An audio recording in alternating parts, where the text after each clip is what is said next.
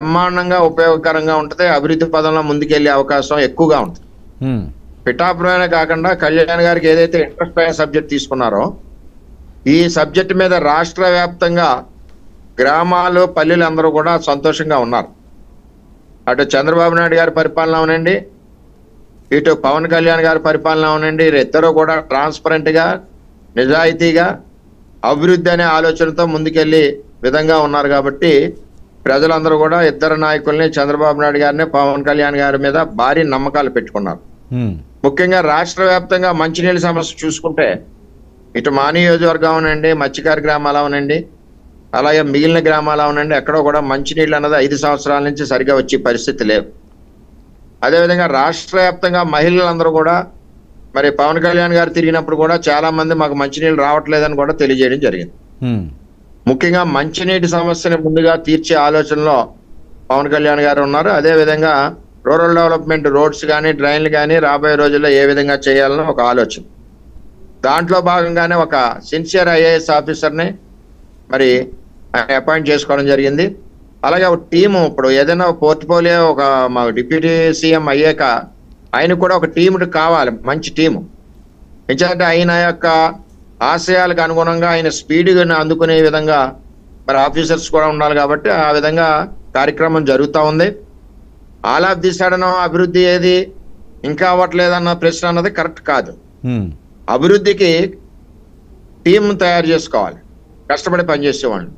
అదేవిధంగా ఎక్కడెక్కడ ఏమేమి ఉన్నాయో టాప్ ప్రియారిటీ ఏది ఇవ్వాలి, సెకండ్ ప్రియారిటీ ఏది ఇవ్వాలని ఒక ఆలోచన, ఒక డిస్కషన్ జరిగిన తర్వాత రాష్ట్రంలోనే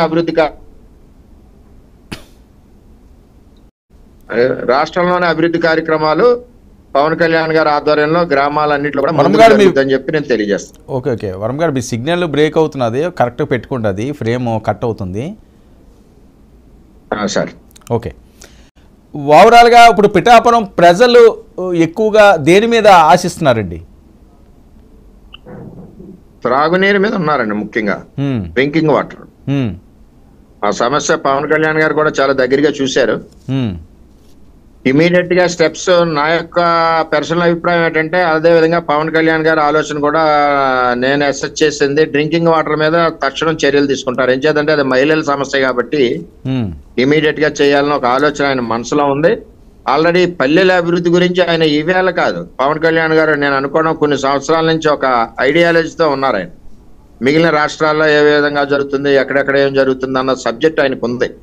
టోటల్ గా గ్రామాలు ఏ విధంగా అభివృద్ధి చేయాలని చేత ఆ యాంగిల్లో ఆయన ముందుకి తీసుకెళ్లి గ్రామాల అభివృద్ధి అంటే ఎలాగ ఉంటుందని చూపించే విధంగా చేసే ఆలోచనలో ఆయన ఉన్నారు.